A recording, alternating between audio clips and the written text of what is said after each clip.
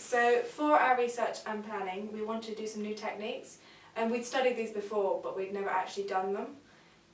So this meant we had to do a series of practice shots just to try and perfect these kind of techniques.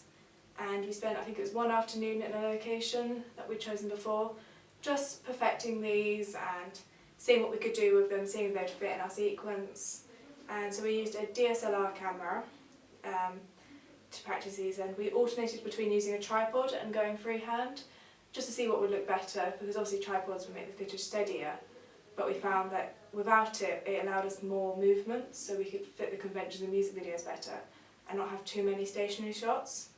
And we also decided we wanted more close-ups in our video, just because they capture more emotion and you could see how people react to certain things. And yeah, these just look better, we found, in our sequence. So we were influenced by Vertigo and Jaws with their use of the dolly zoom for this technique, because we really felt that they managed to convey the shock in the character, which we felt we could do with ours.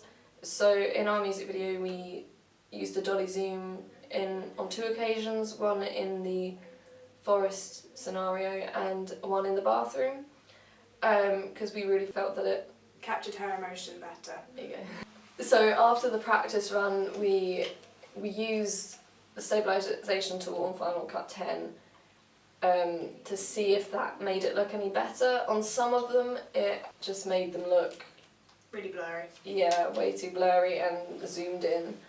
But on some of them it was, you know, just a lot more slight, and it just made it that much more steady. Okay, so as we mentioned before, YouTube was instrumental for our coursework as we were managing to enhance our research by looking out for aspirational videos. We were helped with the planning again, constructing it so we could put our things on there, and evaluating. So we were able to find different techniques and styles from genres, and we were able to find tutorials of certain techniques that we were a bit unsure about. We weren't quite sure how to perfect these. And so we made sure YouTube was basically one of those available sources, and we managed to find more suitable locations thanks to it, from inspiration from similar music videos. Lighting and conventional lighting for our genre, and props and costumes, the sort of things we'd like to include, and just sort of the narrative as well, as we had a sort of a fixed idea but we weren't quite sure how this would work if it would suit certain conventions.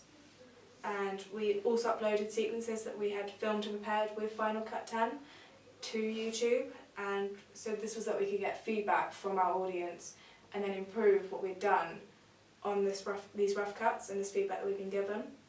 It also meant we could access these videos no matter what, so our voice evaluations will also be uploaded to it, and then we can make decisions whether this is being played, and we can explain the sort of choices that we've done.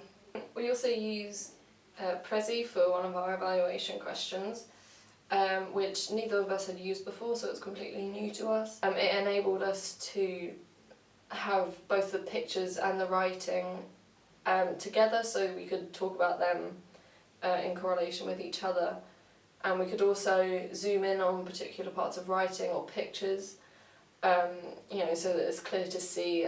We then had to embed this onto our blogs, which we didn't know how to do at first, so that meant we had to use YouTube to find a tutorial in order to do it. So we had to embed the code of the Prezi into the HTML layout of our blogs. We used a DSLR camera to film all of our evaluation questions and our music video, and this meant that we had access to more features on the camera, whereas if we'd used the standard camcorder we would be very limited with what we could do with the techniques and things, as a lot of them might not have a zoom or a focus. They wouldn't really be able to do manual focus, which that was quite vital to our music video, as we often used the pulled focus effect to change what the audience was looking at. And the use of a DSLR also gave us a better quality image than if we'd used a camcorder.